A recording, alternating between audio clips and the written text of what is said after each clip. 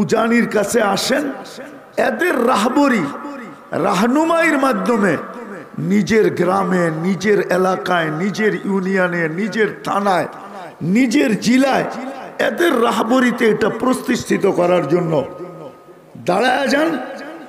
দেখবেন ইনশাআল্লাহ বাতেল কি আর গতিতে ছড়াইছে, আপনারা এর চেয়ে কোটি গুণ গতিতে ইনশাআল্লাহ ছড়ায়া যাবেন। কারি ইব্রাহিম সাহেব রহমতুল্লাহ আলাইহির মাকসাদ ছিল যে বাংলাদেশের প্রত্যেক মুসলমান ঘরের ভিতর থেকে রাতের বেলা যেন রাত গভীর হইতে থাকবে, আর প্রত্যেক ঘরের থেকে আল্লাহ আল্লাহ আল্লাহর আওয়াজ উঠতে থাকবে। আর উঠতে উঠতে উঠতে উঠতে একটা সময় এরকম হবে যে পুরা বাংলাদেশের মুসলমানের ঘর যায়া আরশের ভিতরে ধাক্কা লাগতেছে, আরশ পর্যন্ত পৌঁছতেছে। এটা ছিল কারি ইব্রাহিম সাহেব রহমতুল্লাহ আলাইহির সবচেয়ে বড় মাকসাদ। মজমা মাকসাদ ছিল না, কারি ইব্রাহিম সাহেবের মাকসাদ ছিল রহমতুল্লাহ আলাইহি যে বাংলাদেশের প্রত্যেকটা মানুষ, দ্বিতীয় যখনই কিছু করতে যায় প্রথমে যেন ওর দিলের ভিতর থেকে এই কথার ধাক্কা দেয়, এই কথার ধাক্কা দেয়। যদিও স্টেজে বলা হয়, আসলে এটা বলার বিষয় না, এটা ধাক্কার বিষয়। এটা এটা ধাক্কা, বুঝেন? এটা বলার বিষয় না। আমাদের স্টেজ থেকে বলা হয়, জিকির করা হয় যে আল্লাহু হাজিরি আল্লাহু। কারি ইব্রাহিম রহমতুল্লাহ আলাইহির এটা মাকসাদ ছিল না। ওনার মাকসাদ ছিল সারা দিন তুমি যা করবে প্রত্যেক কর্মে যে তোমার ভিতর থেকে তোমাকে ধাক্কা দেয় আল্লাহু হাজিরি আল্লাহু নাজিরি আল্লাহু আল্লাহু শুধু মাইনা, আল্লাহু শুধু মাইনা, আল্লাহ আমার সাথে না, আল্লাহ আমার ভিতরে। কারি ইব্রাহিম রহমতুল্লাহ আলাইহির দুটা মাকসাদ ছিল, দুইটা মাকসাদ ছিল। কথার শেষ জায়গায় চলে আসছি। আমার বিশ্বাস আজকেও যদি উজানির এই মজমা এই দুই উদ্দেশ্যের উপরে ফিরে আসে, এই দুই উদ্দেশ্যের উপরে ফিরে আসে, তাইলে মনে হয় শুধু হারানো যৌবন ফিরে আসবে না, হয়তো অচিরেই দেখা যাবে এখানে এরকম মজমা হবে, সব মজমা ভাববে যে কারি ইব্রাহিম সাহেব রহমতুল্লাহ আলাইহি থাকাকালীন যা ছিল এখনো তাই আছে। যদি এই দুই জিনিসের উপরে ফিরে আসে, এই দুই উদ্দেশ্যের উপরে যদি এই মজমা ফিরে আসে, শুধু দুইটা উদ্দেশ্য, যে বাংলাদেশের প্রত্যেক ঘরের থেকে যেন রাত্রে গভীর হইতে থাকবে আর আল্লাহ আল্লাহ আওয়াজ বাহির হইতে থাকবে। একদিকে স্বামী করবে, একদিকে স্ত্রী করবে, দুইজনের আওয়াজে পুরা ঘর উঠা, বাচ্চারাও লেপটায় দৌড়া করবে। ওয়ালবারে আলা আবনাই জামান হযরত মাওলানা নজরুল ইসলাম কাসেমি সাহেব। ভাই সাহেবান, আমরা যে যেখানে আছি সবাই ইনশাআল্লাহ প্যান্ডেলে চলে আসি। এখনই আপনাদের সম্মুখে বয়ান রাখবেন হযরতুল আল্লাম জনাব হযরত মাওলানা নজরুল ইসলাম কাসেমি সাহেব মুদ্দা জিল্লুহুল আলী। আলহামদুলিল্লাহ আলহামদুলিল্লাহি লা নুহসি সানাআন কামা হুয়া আসনা আলা নাফসি। আল্লাহুম্মা লাকাল হামদ কামা ইয়ানবাগি লিজালালি ওয়াজহি ওয়া আযীমি সুলতানি اللهم لك الحمد كله دقه وجله سره وعلانيته أوله وآخره صغيره وكبيره. اللهم لك الحمد حمدا خالدا مع خلودك دائما مع دوامك لا منتهى له دون علمك ولا منتهى له دون معصيتك. الأحد الصمد الذي لم يتخذ صاحبة ولا ولد خلق الخلق وأحصاهم عدد رفع السماء بقدرته بغير عمد بسط الأرض بقدرته على ماء الجمد قسم الرزق فلا ينسى من خلقه أحد ولم يكن له كفوا أحد. الحي القيوم علي العظيم جواد الكريم حنان منان فعال لما يريد. والصلاة والسلام على حبيبنا وحبيب ربنا وقطعة كبدنا مصطفى مجتبى محمد رسول الله الذي بعثه إلى الجن والإنس وإلى الأبيض والأسود وإلى المشرق والمغرب بشيرا ونذيرا داعيا إلى الله رحمة للعالمين شفيع المذنبين خاتم النبيين حريص بالمؤمنين رؤوف رحيم صلى الله عليه وعلى آله وأصحابه صلاة وسلاما تنجينا بها من جميع الأحوال والآفات وتقضي لنا بها جميع الحاجات وتطهرنا بها من جميع السيئات وترفعنا بها عند الله أعلى الدرجات.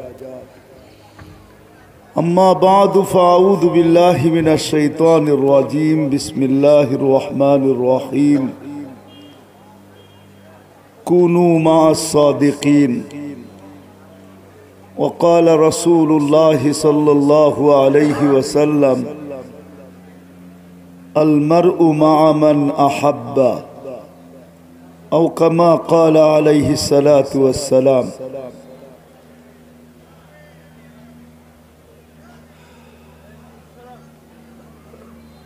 উজানির মাঠের রুহানি মাহফিলের সম্মানিত সভাপতি, উপস্থিত ওলামায়ে কেরাম, আগন্ত মুসলমান ভাইয়েরা, কোরআন হাদিস থেকে যতটুকুই তেলাওয়াত করলাম আশা রাখি একই সামনে রেখে কিছু কথা রাখব। সাথে সাথে সকলের কাছে দোয়ার দরখাস্ত, আল্লাহ আমাকে আপনাদেরকে সকল শ্রোতাকে আমল করার তৌফিক দান করেন। সাথে সাথে অনুরোধ থাকবে কথাগুলো দিলের কানে শুনব। উজানির এই রুহানি মাহফিল কততম এটা আমি জানি না, হবে কমসে কম 40-50 বছর তো হবে, বেশি হবে।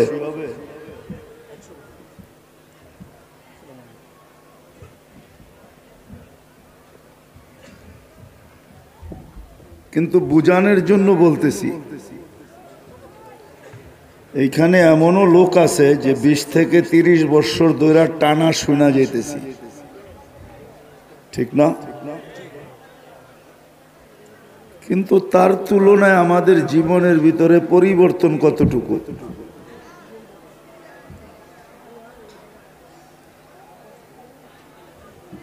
এটার একটা কারণ আছে। কারণটা হলো দ্বীনি কথা যেইভাবে শোনার দরকার ওইভাবে শোনা হয় না। দ্বীনি কথা শোনার আল্লাহর হুকুম হলো ফাস্তামিউ। এখন তো আমরা দুই জিনিস দিয়ে শুনি, লাউড স্পিকার দিয়ে শুনি আর মাথার কান দিয়ে শুনি। আসলে দিলের কান দিয়ে শুনি না। হুকুম হলো দিলের কানে শুনো। এত ছোট মজমা এখনো ভরে নাই, ভরতে হয়তো কালকা জোহর পর্যন্ত সময় লাগবে। বিদায় হজে তো ১.৫ লক্ষ সাহাবায়ে কেরাম ছিলেন। কোনো লাউড স্পিকার তো ছিল না। ছিল? ওই জমানায় তো লাউড স্পিকার আবিষ্কারই হয় না, ঠিক না? লাউড স্পিকার তো দূরের কথা, চুঙ্গাও ছিল না। চুঙ্গা চিনেন? হ্যাঁ, আগে চুঙ্গা মুখে লাগায়া বলতো, ওটাও তো ছিল না। কিন্তু ১.৫ লক্ষ সাহাবায়ে কেরামের ভিতর থেকে কেউ তো এই কথা বলতে পারবে না যে বিদায় হজে আমি রাসূলুল্লাহ সাল্লাল্লাহু আলাইহি ওয়াসাল্লামের কথা শুনি নাই। তো কথার শুরু ছিল যে ৫০ বৎসর ধরে টানা, ১৫-২০ বৎসর ধরে টানা উজানির মাঠে রুহানি মাহফিলে আসতেছি আর শুনতেছি। কিন্তু আমি যদি চিন্তা করি আমার ভিতরে পরিবর্তন কতটুকু, একটু চিন্তা করেন না। বক্তা আমি তো আজকে অবেলা চলে আসছি, এটা আসার বেলা না, অবেলা চলে আসছি। বেলা মতো তো সবাই আসবে, শুনবেন। কিন্তু একটু চিন্তা করেন, শুধু তো উজানির মাঠে শুনতেছি না, এরকম সর্ব জায়গারই। টঙ্গী ইজতেমা আজকে ৫০ বৎসর ধরে, আর চেয়েও বেশি, ঠিক না? সারা বাংলাদেশ তো যায়, ঠিক না? কিন্তু যতদিন শুনলো অতদিনের তুলনায় তার জীবনে পরিবর্তন কতটুকু, আমল কতটুকু? কারণ কি? কারণ এটাই যে আমরা শুনি লাউড স্পিকার দিয়া, আর শুনি মাথার কান দিয়া। কিন্তু আল্লাহর হুকুম হলো ফাস্তামিউ, দিলের কান দিয়া শোনো। দিলের কান দিয়ে শোনো। আনসিতু, আনসিতু, চুপচাপ শোনো। সাহাবায়ে কেরাম নড়াচড়াও করতেন না, খেলাধুলাও করতেন না, বিলকুল স্টিল। যার কারণে কোরআন ওনাদের প্রশংসা করতেছেন, সামি'না ওয়া আতা'না। শুনতে দেরি, রং আসতে দেরি হইতো না। রং বোঝেন? রং মনে হয় বোঝেন না। রং শুনতে দেরি, এদিক দিয়ে শুনতেন, এদিক দিয়ে কালার হয়ে যেত। আপনি মনে করেন, একটা উদাহরণ দেই, ওই ব্যক্তিটার দিল কত কঠিন হইতে পারে। মক্কার কেউ রাজি হইল না যে আমি মুহাম্মদুর রাসূলুল্লাহ সাল্লাল্লাহু আলাইহি ওয়াসাল্লামের মাথা নিয়ে আসব। কেউ রাজি হইল না, কেউ লোভে পড়ল না। কিন্তু ওই লোকটার দিলটা কিরকম কঠিন হইতে পারে যে উনি দাঁড়ায় বলল আমি নিয়ে আসব। আবার সবাই একমতে বলল যে হ্যাঁ, এটা তোমারই কাজ। মক্কা ভূখণ্ডে তোমার মতো এই কাজ করার মতো ক্ষমতা কলিজা কারো ভিতরে নাই, তোমার ভিতরেই আছে, তুমি পারবে। উমর রাদিয়াল্লাহু তাআলা আনহু গেলেন, কিন্তু কোরআন শুনতে দেরি, পুরা রং চেঞ্জ হইতে দেরি হয় না। কি চেঞ্জ হয় না রং? শুধু শুনছেন, শুনতে দেরি, কান লাগায়া শুনতে দেরি। উনি দিলের কান লাগায়া শুনছেন, বাহির থেকে পড়ে কি শুনতে দেরি, ভিতরের রং চেঞ্জ হইতে দেরি হয় না। কেমন চেঞ্জ? কেমন চেঞ্জ? কয়েক মিনিটে কেমন চেঞ্জ? যে গর্দান আনতে যাইতেছে, মাথার রক্ত পায়ে উঠায়া 100 উটের নিশা যার মাথার ভিতরে খালি খেলতেছে যে এই তো নিয়ে আসবো, 100 উটের মালিক হব, সে মাথা দিতেছে আর দিয়েই বলতেছে নামাজ কোথায় হবে? ডেলি তো ঘরে হয়, আজকেও ঘরে হবে। তো বলতেছে আমি আসলাম, নামাজ এখনো ঘরে, তো আমার আসার লাভ হইল কি?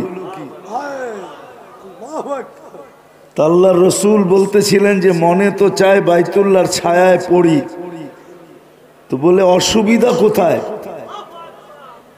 তো বলতেছিলেন যে তোমার জাতি, মাথা যখন দিয়েই দিলাম, জাতি আজকে আমি বুঝবো আর জাতি বুঝবো, চলেন বাইতুল্লাহ।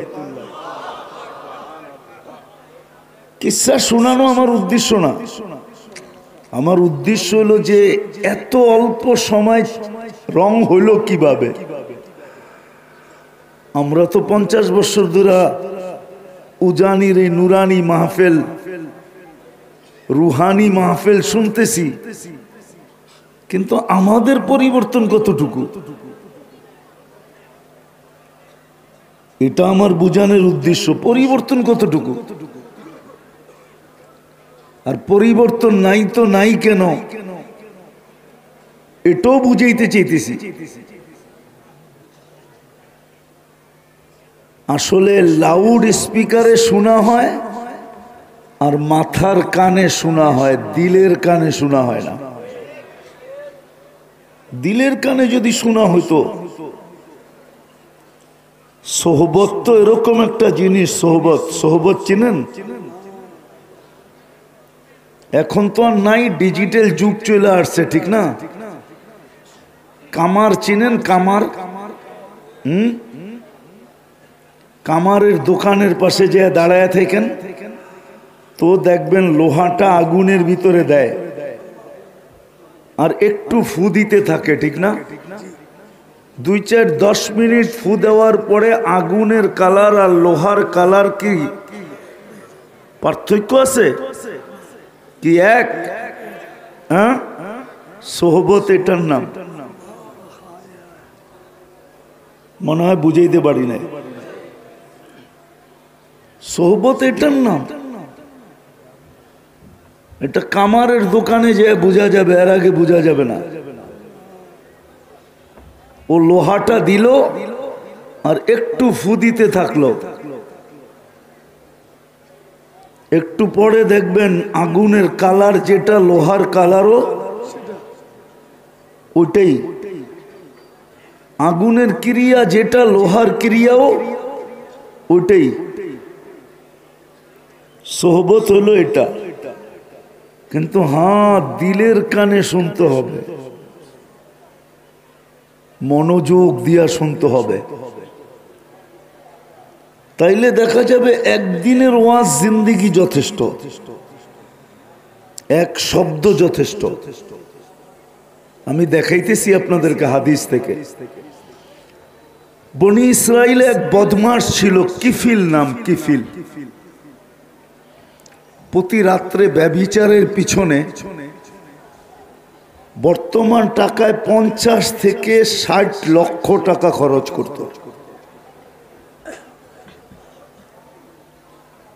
তার নিয়ম ছিল ওই মেয়ে চাই, যার দিকে হাত দিয়া ধরবে তো দূরের কথা, কেউ চোখ উঠায়া দেখে নাই। এরকম মেয়ে ডেলি আমার চাই। টাকার প্রশ্ন না, আল্লাহ তাকে টাকা দিছিলেন। একদিন এক মেয়েকে ধরে নিয়ে আসছে, কামরায় ঢুকায়া বলতেছে আমি প্রস্তুতি নিয়ে আসতেছি। আয়সা দেখতেছে মেয়ে অজোরে কাঁদতেছে, তো জিজ্ঞাসা করছে কাঁদিস কেন? জোর করে তো নিয়ে আসি না, টাকা দিয়েই তো আনছি। তো মেয়ে বলতেছিল শোন কিফিল, আমি বাজারি মেয়ে না, এটা আমার পেশা না, আমি বিপদের কারণে তোর হাতে ধরা দিছি। এমন বিপদ যে আমার কাছে কোনো রাস্তা ছিল না, তুই আমাকে খুঁজা বাহির করিস না, আমি তোকে খুঁজা বাহির করছি। কিন্তু কাঁদতেছি কেন জানিস? যে এই চেহারাটা কালকে আল্লাহকে কি করে দেখাবো।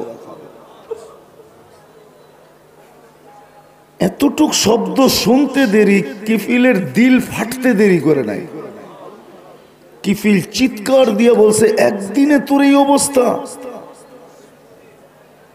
আমার তো এটা অভ্যাস, তাহলে কালকে আমার কি অবস্থা হবে?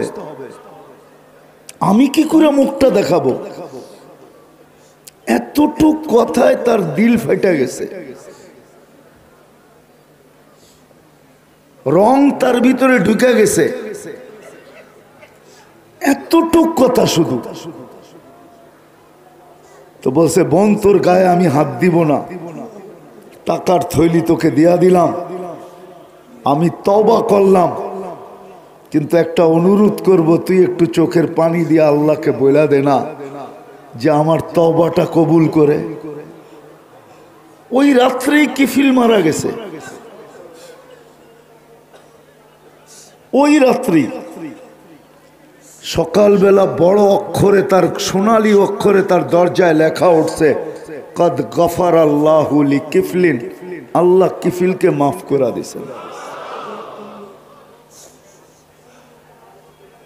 তো আমার বুঝানোর উদ্দেশ্য ছিল এটাই, যে আসলে উজানির যে নুরানি মাহফিল, রুহানি মাহফিল, আসি তো আমরা বটে, শুনি তো বটে, কিন্তু এই যে বৎসরের পর বৎসর শুনতেছি, আমার ভিতরে রং কতটুকু, রং চলল কতটুকু, কতটুকু রং আমার ভিতরে আসলো, চিন্তা করার বিষয়। কিন্তু দুনিয়ার মানুষও কিন্তু রং দেখে, রং বিশ্বাস হয় না। এখানে তো আপনারাই আছেন, এই এলাকার যুবকরা নাই। মানুষ কিন্তু দুনিয়ার মানুষও রং দেখে, রং। গ্রাম দেখুক আর না দেখুক, ফুল কিন্তু রং দেখেও কিনে না, রং দেখে কিনে না। গ্রাম হইলে তো আরো ভালো কথা। ও যুবকরা দেখবেন, যুবতীরা দেখবেন 14 তারিখে ফুল কিনে, তো ওরা গ্রান না হইলেও রং দেখা কিনে, যে রং আছে কিনা।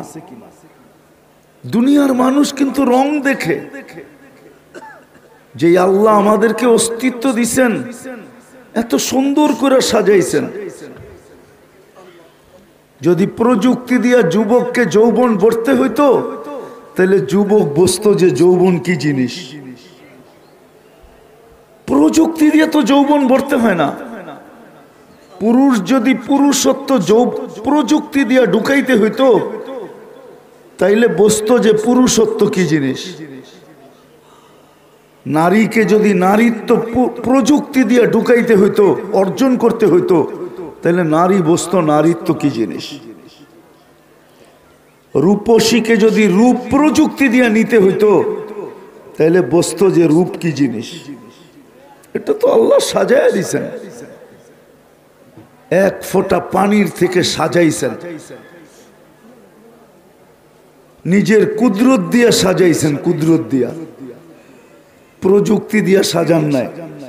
প্রযুক্তি দিয়া সাজাইলে তাইলে বোঝা যেত। একটাই যদি দেখাই, মনে হয় না এখানে বসে থাকতেন কেউ, কোনো না কোনো জায়গায় সিরিয়ালে দাঁড়ায়া থাকতাম।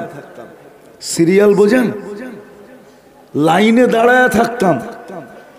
ডেলি যদি ৮০,০০০ বার আল্লাহ আমাদের ভিতর থেকে কার্বন ডাই অক্সাইডকে, দূষিত অক্সিজেনকে ৮০,০০০ বার যদি কুদরত দিয়া বাহির না করতেন, আপনার ভিতর থেকে আমার ভিতর থেকে ডেলি ৮০,০০০ বার আল্লাহ কার্বন ডাই অক্সাইডকে, দূষিত অক্সিজেনকে কুদরত দিয়া বাহির করেন। যদি বাহির না করতেন, প্রযুক্তি দিয়া বাহির করতে হতো, তাহলে এইখানে উজানির মাঠে কাউকে পাওয়া যেত না, না আমাকে না আপনাকে। আমরা কোথাও না কোথাও লাইনে দাঁড়ায় থাকতাম যে আমার শ্বাসকষ্ট হইতেছে, আমারটা একটু তাড়াতাড়ি বাহির করে দাও। ২৪ ঘন্টা দাঁড়ায় থাকতাম। সত্য এটাই, সত্য এটাই। যদি আল্লাহ কুদরত দিয়া বাহির না করতেন, ডেলি ৮০,০০০ বার বাহির করেন, ডেলি ৮০,০০০ বার।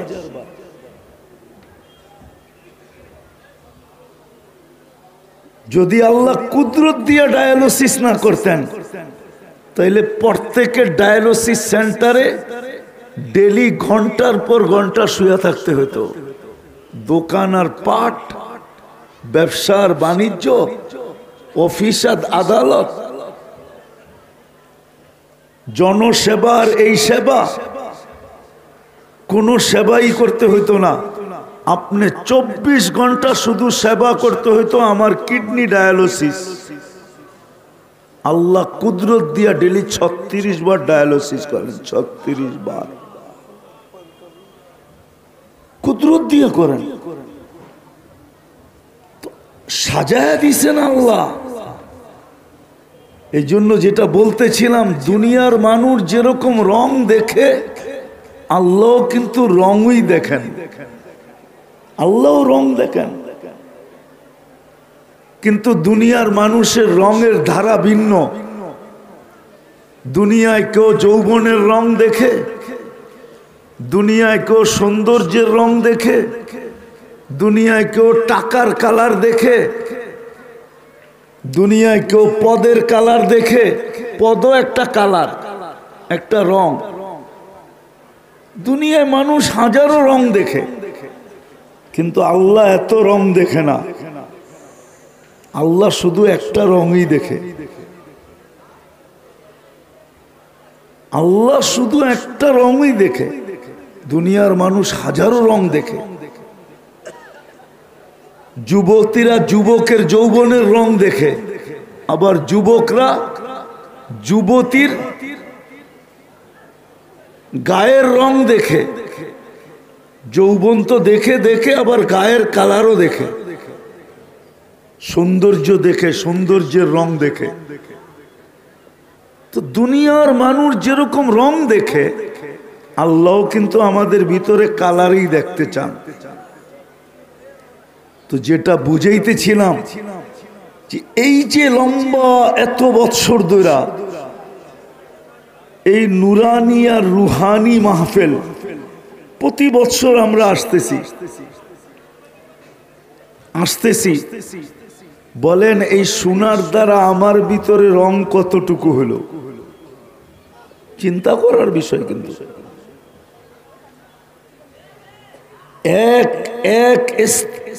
এক মাহফিল থেকে আরেক মাহফিল পর্যন্ত আমি এটাকে নিজের ভিতরে ধৈর্য রাখি কতটুকু, এটাও কিন্তু চিন্তার বিষয়।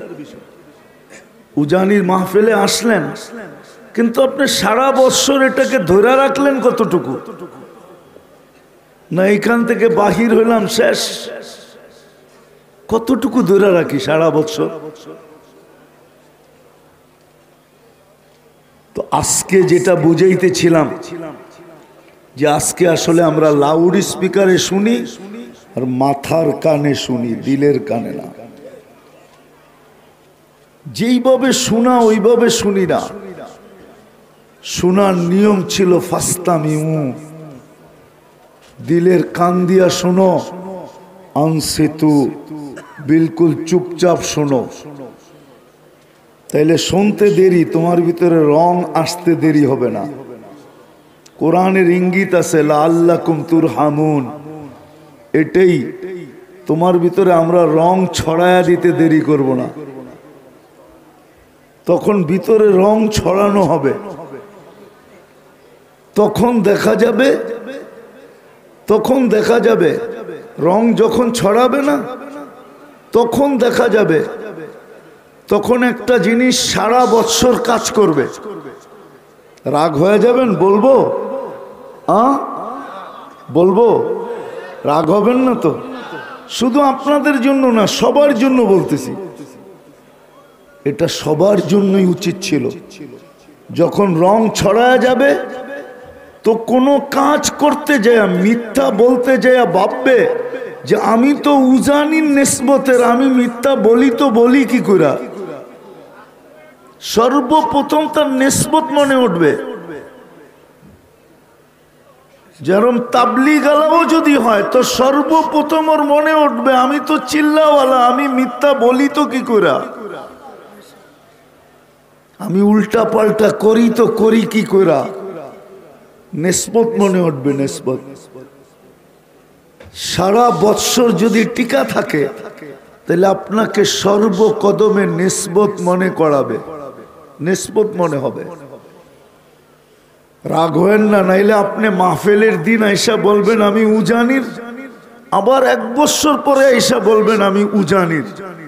মধ্যখানে আর আপনি উজানি থাকবেন না, মধ্যখানে খালি আপনি উজানের দিকে যেতে থাকবেন। আপনি উজানি থাকবেন না, উজানের দিকে যেতে থাকবেন।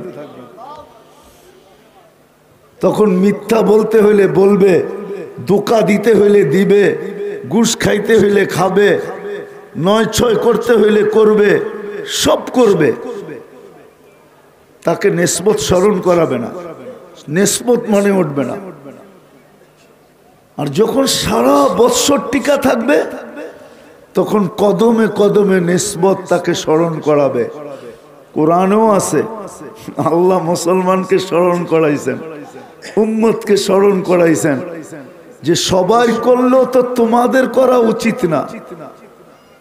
মানুষকে আল্লাহ স্মরণ করাইছেন যে সব সৃষ্টি আমার থেকে বিমুখ হইতে পারে, ও মানুষ তোর তো আমার থেকে বিমুখ হওয়া উচিত না।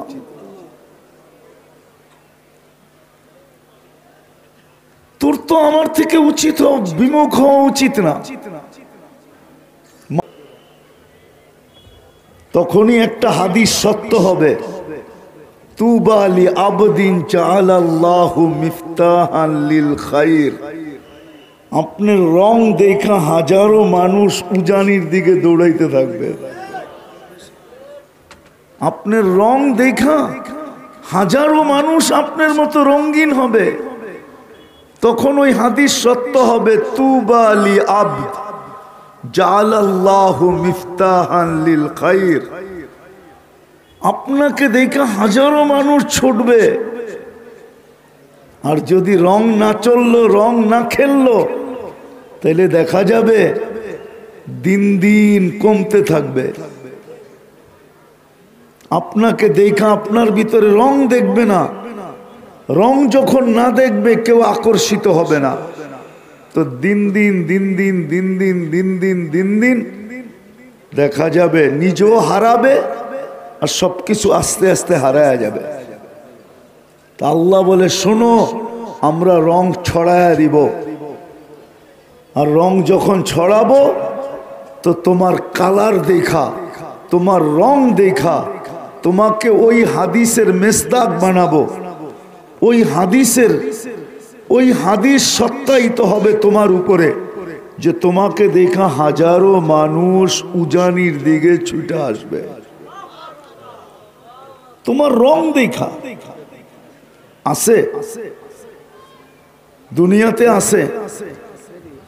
আনোয়ার শাহ কাশ্মীরি রহমতুল্লাহ আলাইহি দেওবন্দের স্টেশনে দাঁড়ায় আছেন। তো হিন্দু সাধু দূরের থেকে দেখতে দেখতে আসতেছে, আর আয়েশা বলতেছে, हाथ बढ़ाओ तो बोलसे क्यों बोलसे मुसलमान होना है मुसलमान हबो बोलसे क्यों बोलसे तुम्हार चेहरा देखा बोलते से ये झूठे का चेहरा हो नहीं सकता तुम्हार चेहरा बोले जे এটা মিথ্যাবাদীর চেহারা হতে পারে না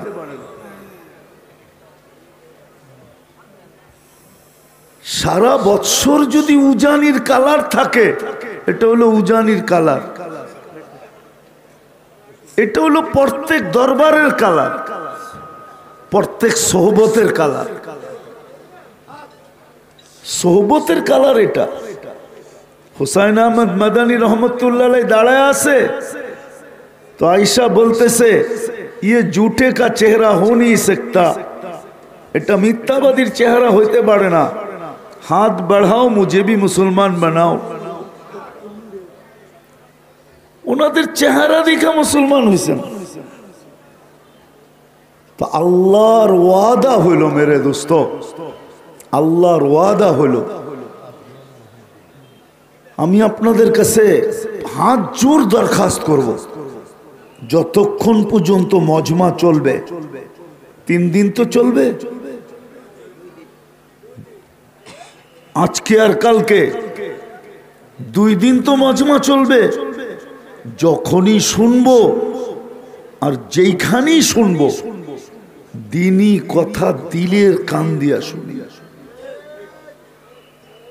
চুপচাপ শুনি তাইলে আল্লাহ আপনাকে রঙিন করবে রঙিন আর রঙিন যখন করবে তো ওই হাদিস আপনার ব্যাপারে আমার ব্যাপারে সত্যায়িত হবে যে মানুষ আপনাকে দেখা দলে দলে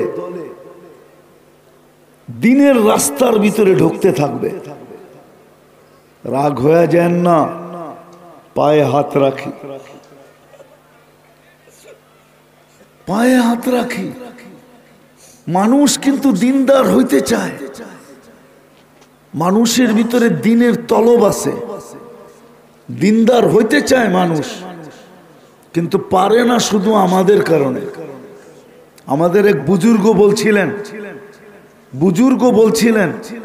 বলছিলেন তুমি দিনদার না হইতেও পারলে দিনদার যদি নাও হইতে পারো তো দরজায় বসো না দরজায় কেননা তুমি যদি দরজায় বসা যাও তাহলে ভিতরের লোক বাহিরে যেতে পারবে না বাহিরের লোক ভিতরে যেতে পারবে না তুমি কমসে কম এটা করো না দরজায় বসো না যদি দিনদার নাও হইতে পারো আজকে মানুষ দিনদার হইতে চায় কিন্তু কালারের বিপরীতে আমাদের ভিতরের আমাদের জীবনের অন্ধকার দেখা কেউ হইতে চায় না কাছে আসতে চায় না কেননা আমাদের মুআমেলা ঠিক না মুআশারা ঠিক না আখলাক ঠিক না লেনদেন ঠিক না সামাজিকতা ঠিক না কথাবার্তা সত্য বলি না কাজ কারবার সেরকম স্বচ্ছ করি না তো মানুষ কিন্তু দিনদার হইতে চায় কিন্তু পারে না শুধু আমাদের কারণে আমাদেরকে দেখা দূরে সরা যায় এই জন্য পায়ে হাত রাখা বলবো যতক্ষণ এইখানে শুনবো ততক্ষণ দিলের কানে শুনবো চুপচাপ শুনবো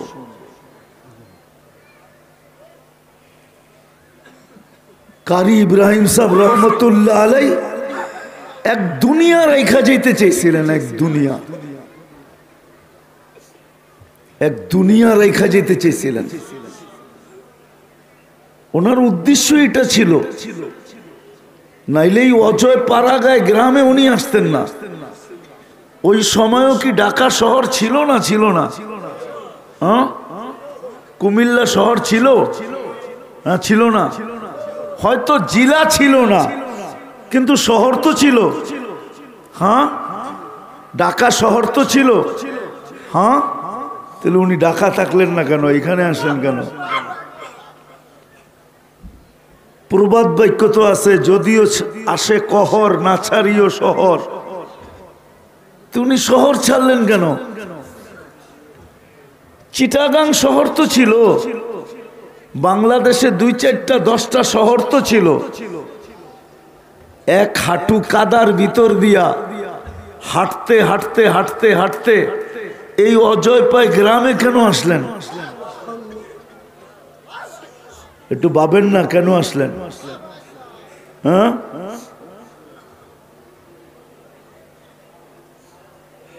ওনাকে এইখানের গ্রামই শোঙানো হয়েছিল, এই জন্য উনি এখানেই আসছেন। প্রথম তো কারণ হইল এইখানের গ্রামই ওনাকে কি,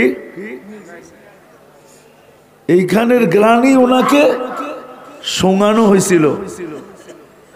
হ্যাঁ, হাটহাজারী মাদ্রাসা যেখানে হয়েছে ওটা কিন্তু হাটহাজারী বাজারের ডাস্টবিন ছিল।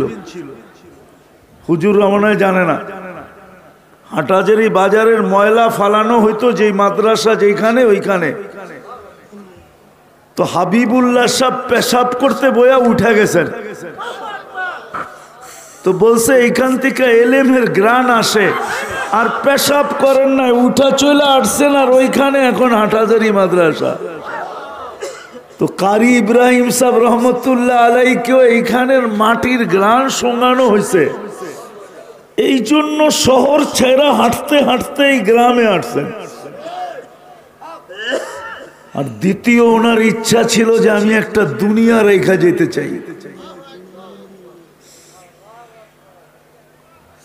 ব্র্যান্ড তো সবাই বানায়, ব্র্যান্ড সবাই চায় আমার মালটা বাজারে বেশি চলুক, কিন্তু কারি ইব্রাহিম সাহেব রহমতুল্লাহ আলাইহি চাইছিলেন যে আমিও একটা দুনিয়া রেখা যেতে চাই,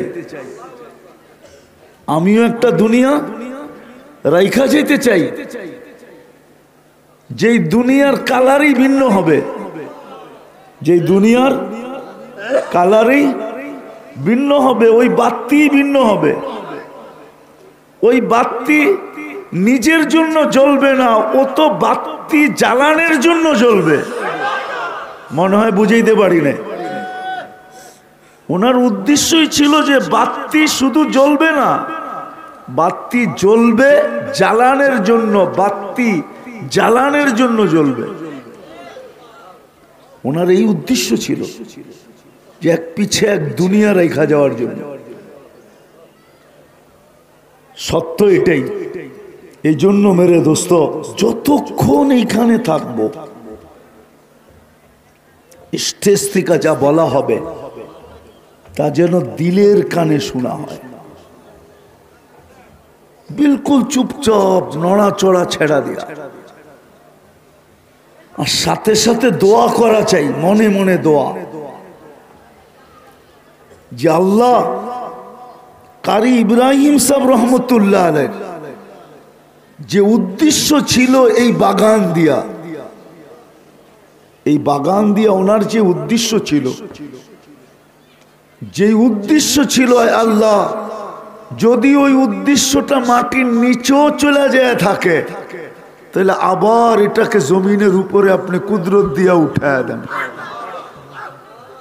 আর শুধু উঠায় দিয়েন না, যতটুকু ছড়ানোর উদ্দেশ্য ওনার ছিল, যতটুকু ছড়ানোর উদ্দেশ্য ছিল, কারি তৈয়ব সাহেব রহমতুল্লাহ আলাইহি, আমি আমার মনের কথা বলতেছি, জানি না ওনার যারা উত্তরসূরি আছে কি বলবেন। কারি তৈয়ব সাহেব রহমতুল্লাহ আলাইহির উদ্দেশ্য ভিতরে একটা এটা ছিল যে বাংলাদেশের কোনো মুসলমানের ঘর সারা রাত্রের যেই কোনো পর্বে ওই ঘরের থেকে আল্লাহর জিকির আসবে না, এমন যেন না হয়। বাংলাদেশে যত মুসলমানের ঘর আছে, কারি তৈয়ব সাহেব রহমতুল্লাহর উদ্দেশ্য এটা ছিল যে বাংলাদেশে যত মুসলমানের ঘর আছে, রাতের বেলা এমন ঘর যেন না হয় যে ওইখান থেকে আল্লাহ আল্লাহ আল্লাহ আল্লাহ আল্লাহ আল্লাহ জিকিরের আওয়াজ না আসে, এরকম ঘর যেন না থাকে। ওনার উদ্দেশ্য ছিল এটাই যে প্রত্যেক ঘরের থেকে যেন রাত্র গভীর হইতে থাকবে, আর এক আল্লাহ আল্লাহ আল্লাহ আল্লাহ বলার এক আওয়াজ, এই মাটির থেকে আওয়াজ বলন্দ হইতে হইতে হইতে হইতে হইতে হইতে যেন আরশ পর্যন্ত যায়া লাগে।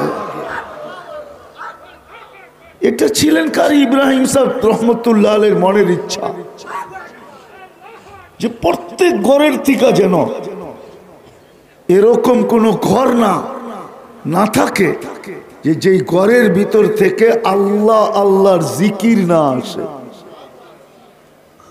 আপনি ওনার জীবন পড়া দেখেন, উনি রাত্রে কি করতেন? রাত্রে তো ওনার মশগলাই এটা ছিল। হ্যাঁ, শুনছি মুরব্বীদের থেকে, যেটা বললে এখন অনেকে বিশ্বাসও করবে না, আবার লেখালেখি শুরু করবে।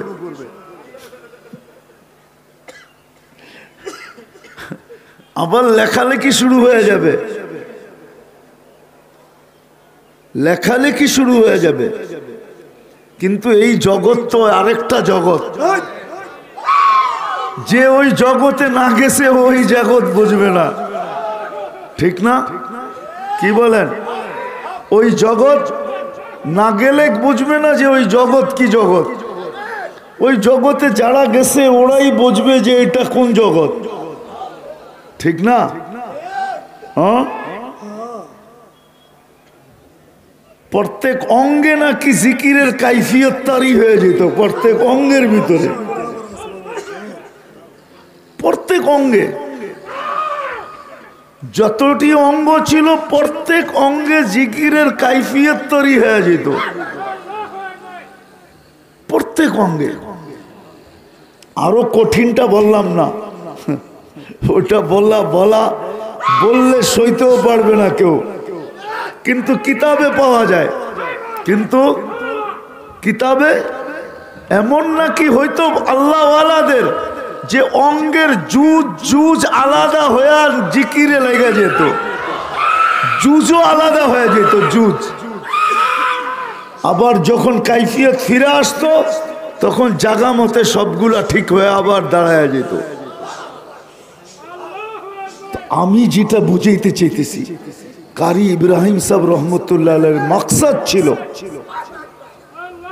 মাকসাদ ছিল যে বাংলাদেশের প্রত্যেক মুসলমান ঘরের ভিতর থেকে রাতের বেলা যেন রাত গভীর হইতে থাকবে, আর প্রত্যেক ঘরের থেকে আল্লাহ আল্লাহ আল্লাহর আওয়াজ উঠতে থাকবে।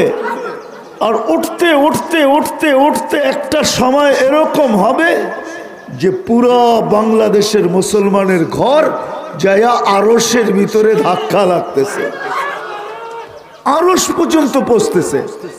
এটা ছিল কারি ইব্রাহিম সাহেব রহমতুল্লাহ আলাইহির সবচেয়ে বড় মকসদ। মজমা মকসদ ছিল না, কারি ইব্রাহিম সাহেবের মকসদ ছিল রহমতুল্লাহ আলাইহি যে বাংলাদেশের প্রত্যেকটা মানুষ, দ্বিতীয় যখনই কিছু করতে যায় প্রথমে যেন ওর দিলের ভিতর থেকে এই কথার ধাক্কা দেয়, এই কথার ধাক্কা দেয়।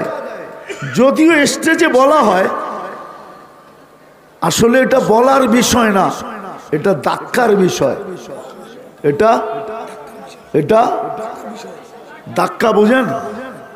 এটা বলার বিষয় না, আমাদের স্টেজ থেকে বলা হয়, জিকির করা হয় যে আল্লাহু হাজিরি আল্লাহু। কারি ইব্রাহিম রহমতুল্লাহ আলাইহির এটা মকসদ ছিল না। ওনার মকসদ ছিল সারা দিন তুমি যা করবে প্রত্যেক কর্মে যে তোমার ভিতর থেকে তোমাকে ধাক্কা দেয় আল্লাহু হাজিরি আল্লাহু নাজিরি আল্লাহু আল্লাহু শুধু মাইনা, আল্লাহু শুধু মাইনা, আল্লাহ আমার সাথে না, আল্লাহ আমার ভিতরে। কারি ইব্রাহিম রহমতুল্লাহ আলাইহির দুটা মকসদ ছিল, দুইটা মকসদ ছিল। কথার শেষ জায়গায় চলে আসছি। আমার বিশ্বাস আজকেও যদি উজানির এই মজমা এই দুই উদ্দেশ্যের উপরে ফিরে আসে, এই দুই উদ্দেশ্যের উপরে ফিরে আসে, তাইলে মনে হয় শুধু হারানো যৌবন ফিরে আসবে না, হয়তো অচিরেই দেখা যাবে এখানে এরকম মজমা হবে, সব মজমা ভাববে যে কারি ইব্রাহিম সাহেব রহমতুল্লাহ আলাইহি থাকাকালীন যা ছিল এখনো তাই আছে। যদি এই দুই জিনিসের উপরে ফিরে আসে, এই দুই উদ্দেশ্যের উপরে যদি এই মজমা ফিরে আসে, শুধু দুইটা উদ্দেশ্য, যে বাংলাদেশের প্রত্যেক ঘরের থেকে যেন রাত্রে গভীর হইতে থাকবে আর আল্লাহ আল্লাহ আওয়াজ বাহির হইতে থাকবে। একদিকে স্বামী করবে, একদিকে স্ত্রী করবে, দুইজনের আওয়াজে পুরা ঘর উঠা, বাচ্চারও লেপটায় দৌড়া করবে। একটা কাহিনী মনে উঠলো হাদিসের, এই জন্য বলতেছি। বেলাল রাদিয়াল্লাহু তাআলা আনহু যখন মদিনা ছেড়া চলে গেছেন, তো 1 মাস 2 মাস 3 মাস, চতুর্থ মাসে আল্লাহ রসুল স্বপ্নে যেয়া বলতেছে, বেলাল মা বালুকা আল্লাহ তাজুরুনা, মদিনা ছেড়া চলে আসলা, 3 মাস তো হয়ে গেল, চতুর্থ মাসে পড়লো, তুমি আমাদের জিয়ারতে আসো না কেন? উনি ঘুমের থেকে উঠে গেছেন, 14 দিনের সফর 7 দিনে করছেন। সিরিয়ার রাজধানী দামেস্কের থেকে চলে আইসা সালাম দিয়া বলছেন, ইয়া রাসূলুল্লাহ চলে আসছি। এখন মদিনাবাসীরা 4 মাস দীর্ঘদিন ধরে বেলালের মুখের আজান শোনেন না, পুরা মদিনা ভাঙ্গা পড়ছে, বেলাল একটা আজান। বেলাল বলতেছে, আজান একটা কেন? এক শব্দও না। বলছে কেন? যাকে সামনে রেখা আজান দিতাম সেই তো নাই, আমি বেলাল দাঁড়াবো আর আজান দিব, তো সইব কি কইরা? আমি তো সইতে পারবো না, কেননা তো আমি তো রাসূলুল্লাহ সাল্লাল্লাহু আলাইহি ওয়াসাল্লামকে দেখতাম, আর ওই চেহারার নূরের কারণে আমার ভিতরে আজানের আওয়াজ বলতে থাকতো, আর আমি আজান দিতে থাকতাম, আর সারা জগৎ কেন সবকিছু আমার আজানে মোহিত হইতে থাকতো। পাওয়ার হাউজই তো নাই, আমার ভিতরে আজান হবে তো হবে কি করে? তো মদিনাবাসীরা ভাবছে টাইল গলবে না, তো যা ধরছে হাসান হোসাইনকে। হাসান হোসাইনকে আপনারা দুইজন বললে দিতে পারে। তো হাসান হোসাইন আয়সা বলতেছে, চাচা বেলাল। তো দুইজনকে জড়ায়া ধরা বলতেছে, বাবা বলো কি? একটা অনুরোধ করব, ফালাইবেন না তো? তো মাথা নিচের দিকে দিয়ে চোখের পানি ছেড়া দিয়া বলতেছে, হাসান হোসাইনকে বলতেছে, বাতিজা রাসূলুল্লাহ সাল্লাল্লাহু আলাইহি ওয়াসাল্লামের দুনিয়ায় তো তোমরা ছিলা, তোমাদের কথা ফালাই তো ফালাই কি করা? কি বলবা বলো?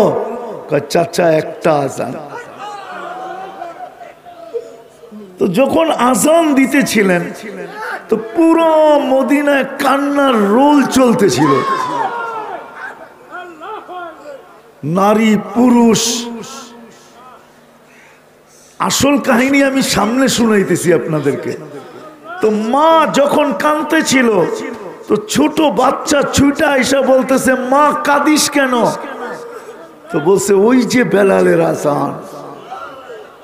রাসূলুল্লাহ সাল্লাল্লাহু আলাইহি ওয়াসাল্লামের জামানা, বেলাল আজান দিত, আমাদের মন ভরা যেত। দীর্ঘদিন পরে আবার ওই আজান শুনলাম, আজান আমাদেরকে কাঁদায়া দিতেছে। তো বলতেছে, আম্মা বেলাল তো আসলো, আজান তো দিল, তোমাদের মন তো বললো, তুমি আমাকে বলো বেলালের মতো আমাদের নবীজি কবে ফিরে আসবে? আমরা কবে নবীজিকে দেখবো আর আমাদের দিল ঠান্ডা হবে? ইলিয়াস ইব্রাহিম রহমতুল্লাহ আলাইহির উদ্দেশ্য ছিল যে একদিকে মা আল্লাহ আল্লাহ বলবে, একদিকে বাপ আল্লাহ আল্লাহ বলবে, দুইজনের আল্লাহ আল্লাহ আওয়াজে সন্তান ঘুমের থেকে উঠবে, ওরা দুইজনকে জড়ায় বলবে আমরাও বলতেছি আল্লাহ আল্লাহ আল্লাহ আল্লাহ। এই একটা পরিবেশ ঘরের ভিতরে হবে, এই একটা পরিবেশ ঘরে হবে। এটা ছিল ইব্রাহিম রহমতুল্লাহ আলাইহির জিন্দেগির মাকসাদ। জানি না ভুল বলতেছি কিনা। আর সারা দিন এই নিসবতের যারা চলবে, এরা যেই কদমই উঠাবে, যেই কথাই উচ্চারণ করবে, যেই কামই করবে, সদা সর্বদা এদের দিলের ভিতরে বাজবে আল্লাহু হাজিরি আল্লাহু নাজিরি আল্লাহু মাই। শুধু মাই না, আল্লাহ আমার ভিতরে। যেমন ইব্রাহিম ইবনে আদম রহমতুল্লাহ আলাইকে বলছিল এক যুবক, কয় গুনাহ করতে মনে চায়, কয় কর, কিন্তু একটা শর্ত, ওইখানে করবি যেখানে আল্লাহ নাই। ওইখানে করবি যেখানে, ওইখানে করবি যেখানে আল্লাহ নাই। তো বলতেছে ইব্রাহিম তুমি পাগল নাকি? আল্লাহ কোথায় নাই? সব জায়গায় তো আল্লাহ আছে। বলে তাইলে তুই গুনাহ করবি তো করবি কি কইরা বল? ইব্রাহিম রহমতুল্লাহ আলাইহি এরও উদ্দেশ্য ছিল এটাই, যে এই মজমার সাথে, উজানির সাথে যাদের সম্পর্ক, এদের দিন যাবে এইভাবে যে যেই কাজ করুক, যেই কদম উঠাক, যেই কথা বলুক, ভিতর থেকে আওয়াজ দিবে আল্লাহু নাযিরি। আল্লাহ কিন্তু উজানিওয়ালা, তোকে দেখতেছে। আল্লাহু হাদিরি, আল্লাহর সামনে কিন্তু তুমি। আল্লাহু মাই, আল্লাহ কিন্তু তোমার ভিতরে। এখন ভাবো তুমি পাও উঠাবে তো উঠাবে কি করে? মনে উঠলো এই জন্য বলতেছি, অনেক দিন পরে ওসমানিয়ায় সানিয়া পর্তুগাল এরা যখন রাজত্ব নেয়, তো এরা ছিল বেদুইন, ডাকাত ছিল, ডাকাত। তো এই কবিলার সর্দার যখন মুসলমান হয়, তো একে যেই ঘরে রাখা হয়েছে, তো ওই ঘরে কোরআন রাখা ছিল। তো এই দুইকেই জিজ্ঞাসা করতেছে এই বই কিসের? তো যে একে নিয়ে গেছে কামরায়, সে বলতেছে এটা বই না, এটা তো আল্লাহর কালাম। তুমি যে মুসলমান হইলা, যে আল্লাহর উপরে ঈমান আল্লাহ, ওই আল্লাহর কালাম। তো ও ওই কোরআন মাথায় নিয়ে সারা রাত্র দাঁড়ায়া ছিল। তোকে বলতেছে বসো না কেন? তো বলছে আল্লাহর কালাম, আর আমি বসবো, আমি ঘুমাবো। তো সারা রাত্র কোরআন মাথায় নিয়ে দাঁড়ায় ছিল। ইতিহাসবিদরা লেখেন যে কোরআনের তাজিম করার কারণে আল্লাহ ওদেরকে 600 বৎসরের রাজত্ব দিয়েছেন। ইব্রাহিম রহমতুল্লাহ আলাইহির উদ্দেশ্য এই দুইটাই ছিল, যে উজানির নিসবতে যারা আসবে, তারা একটা কাজ তো নিজে এটা করবে, যে রাত্রে উঠা নিজেকে, ওই যে বললাম না, যে নিজের ঘরের ভিতরে আল্লাহ রাত বাড়তে থাকবে, আর আল্লাহ আল্লাহর আওয়াজ বাড়তে থাকবে। আর দ্বিতীয়, সারা বাংলাদেশের ঘরগুলা, যেমন হাফিজ হুজুর রহমতুল্লাহ আলাইহির ব্যাপারে পাওয়া যায়, উনি চাইতেন ৬৮,০০০ গ্রামে যেন ৬৮,০০০ মাদ্রাসা হয়। আর কারি ইব্রাহিম সাহেব রহমতুল্লাহ আলাইহি চাইতেন যে মুসলমানের সমস্ত ঘরে রাত্র বাড়তে থাকবে, আর আল্লাহ আল্লাহর জিকিরের আওয়াজ বাড়তে থাকবে। লা ইলাহা ইল্লাল্লাহর জিকিরের আওয়াজ বাড়তে থাকবে।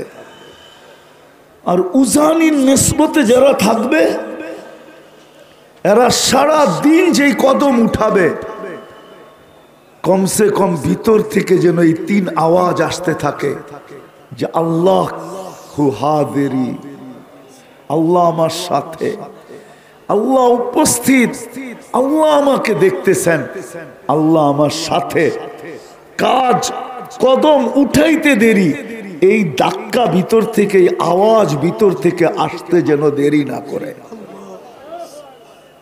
এটাই ছিল, দুটেই ছিল কারি ইব্রাহিম সাহেব রহমতুল্লাহ আলাইহির মিশন। এখন আমরা চিন্তা করি আমাদের ভিতরে এই অবস্থাটা কতটুকু। আর এই মিশনকে আগে বাড়ানোর জন্য, বাংলাদেশের কমসে কম ঘর পৌঁছানোর জন্য আপনার আমার চেষ্টা কতটুকু। এক তো আমি ওই রঙে রঙিন হওয়া, যেন আমার ঘর, আমার পরিবার, আমার ফ্যামিলি রাত্র হইতে দেরি, আল্লাহ আল্লাহর আওয়াজ বাড়তে দেরি করে না, এটা আমার ভিতরে কতটুকু। আর এই দুই উদ্দেশ্যকে সারা বাংলাদেশের ঘরের ভিতরে ছড়ানোর জন্য এই একদম আর কদম আপনার আমার কতটুকু। কি বুঝাইতে মনে পারি না, চেষ্টা কতটুকু। আমি আপনাদের কাছে হাত জোর দরখাস্ত করব, যারা এখানে আসি এই মজমাই যথেষ্ট। যদি এই মিশন আমরা কাঁধে নেই, যে আমরা ইব্রাহিম রহমতুল্লাহ আলাইহি, কারি ইব্রাহিম সাহেব রহমতুল্লাহ আলাইহি এই মিশনকে আমরা এটাকে বাস্তবায়ন করার জন্য আজকের থেকে পাক্কা নিয়ত করলাম যে আমার জীবনে প্রতিফলিত করব, আর বাংলাদেশের প্রত্যেকটা ঘর যেন এই উদ্দেশ্যে রূপান্তরিত হয়। প্রত্যেকটা মানুষ যেন কমসে কম যেটা উনি চাইতেন এতটুকু হয়। এটার জন্য আমি আজকের থেকে অঙ্গীকারবদ্ধ হইলাম, আমার যদি সময় লাগে তো আমি সময় দিব, হায়াত লাগে তো হায়াত দিব, জান লাগে তো জান দিব, মাল লাগে তো মাল দিব। কি রাজি? কে কে অঙ্গীকার করতে পারেন?